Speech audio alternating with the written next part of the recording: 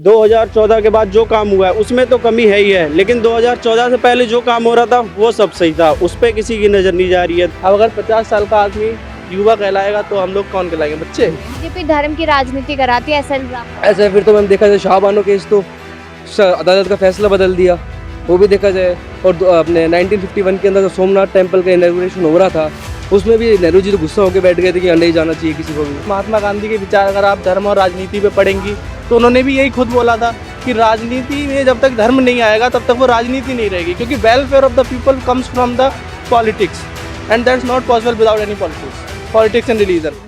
नमस्कार, मैं कशिश और स्वागत है आपका लीडिंग भारत में। अब राम राम तो हर जगह सुनने को मिल ही रहा है, राम मंदिर का इंतजार हो रहा है, अयोध्या में तैयारियां शुरू हो चुकी है, लेकिन जिन परेशानियों से लगातार युवा गुजर रहा है उन पर भी चर्चा थोड़ी सी कर लेते हैं कि नजर जा रही है सरकार की या नहीं जा रही है। राम राम तो लगातार हर कोई कर ही रहा है, जय श्री राम के नारे लगा रहा है, लेकिन काम धंधे का क्या?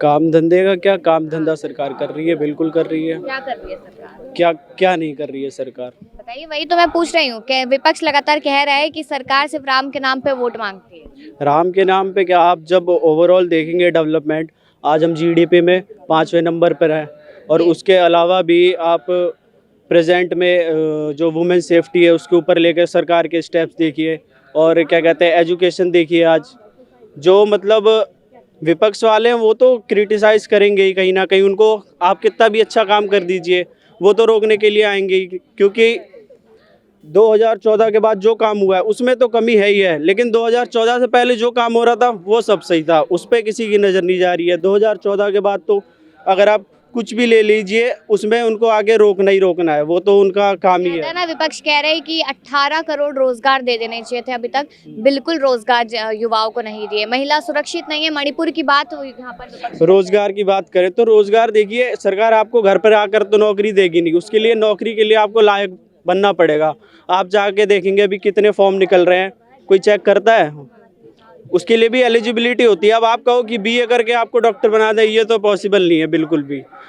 वो वही बात है ना कि आप रोजगार चाहिए तो उसके लायक भी तो बनो, ये थोड़ी कि आप पढ़े लिखे नहीं हो तो आपको घर पे आके आप हो मजदूरी कर रहे हो, 10वीं पास हो, अब कहो आपको आईएएस की नौकरी आके दे देंगे, ऐसे थोड़ी होता है, उसके लायक बनना पड़ता है। कोई भी महंगाई से भी जनता बहुत परेशान है, युवा तो है ही। चलिए आईफोन तो हर किसी के पास है, अलग बात है वो, लेकिन फिर भी युवा महंगाई से परेशान है। अब महंगाई का कोई एक फैक्टर तो है नहीं कि सरकार अपने पास से कि हमें प्रॉफिट कमाना है तो हम महंगाई कर दें।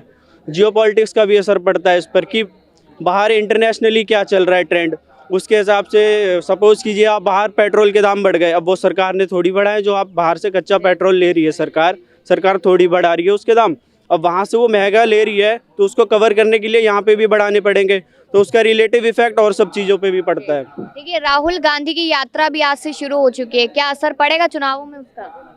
लगता नहीं है विशेष असर पड़ेगा। कोई असर नहीं पड़ेगा। युवा है राहुल गांधी भी, अब युवा रहे नहीं है, वो पहले थे, अब युवा के दौर से ढल चुके हैं वो। ढल चुके हैं। आपको भी ऐसे लगता है युवा नहीं रहे राहुल गांधी? नहीं, मेरा मानना है कि वो युवा बिल्कुल नहीं है। और जहाँ तक उनका एज, आप खुद देखिए ना, एज फैक्टर कितना बड़ा है।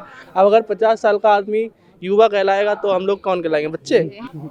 बताइए आप बताइए। ऐसा नहीं है, और इसका कोई भी चुनाव पे असर नहीं पड़ेगा।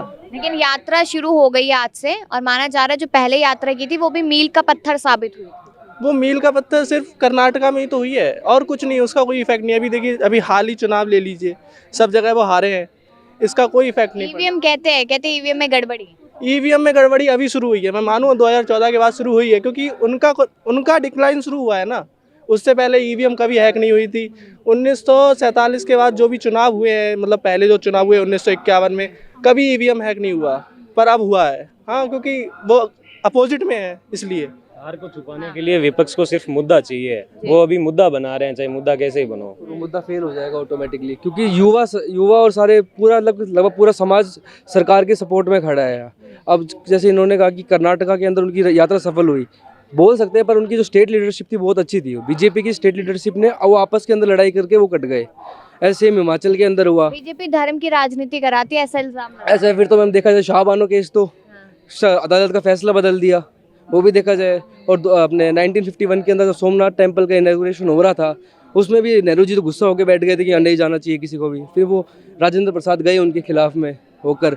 ऐसे तो फिर गांधी जी ने भी देश बंटवा दिया, उन्होंने तो कहा था कि मेरी लाश पर देश बटेगा, वो जिंदा रहे ना, वो तो फिर देश तो बट ही गया हमारा। कांग्रेस सिर्फ सेकुलर के नाम पे देश में एक ढोंग रच रही है और कुछ नहीं। जैसे उन्होंने वो पीपल्स का वो एक्ट लेकर आई थी, वो अपने ये वक्फ बोर्ड का एक्ट लेकर आई। देखा जाए तो कॉन्स्टिट्यूशन की ऑटोमेटिक वो हत्या ही बोलेंगे उसको कि एक समाज को दे दे सारा हक, आप किसी की प्रॉपर्टी क्लेम कर लीजिए, आपकी प्रॉपर्टी रहेगी वो। मैम धर्म की राजनीति की बात तो ऐसी है, अगर आप हमारे राष्ट्रपिता महात्मा गांधी के विचार अगर आप धर्म और राजनीति पे पढ़ेंगी तो उन्होंने भी यही खुद बोला था कि राजनीति में जब तक धर्म नहीं आएगा तब तक वो राजनीति नहीं रहेगी, क्योंकि welfare of the people comes from the politics and that's not possible without any politics and religion. तो मैम ये तो नॉर्मल है। अब आप देखिए ना, अगर हम पॉलिटिक्स में रिलीजन नहीं लाएंगे तो वेलफेयर होगा ही नहीं, कभी किसी का भी वेलफेयर नहीं कर सकते। अभी मान लें कि विकास हो रहा है देश में, बिल्कुल हो रहा है, हर जगह हो रहा है। आप कल ही का देखिए ना, मोदी जी ने अटल सेतु बनाया है, वो लिंक करता है जो मुंबई में, मैम वो आज तक हो सकता था, नहीं हुआ। डेवलपमेंट हो रहा है, बस ये देखने का नज़रिया है। और जो अपोजिशन वाले हैं वो हमेशा क्रिटिसाइज करते रहेंगे, कभी नहीं रुकेंगे।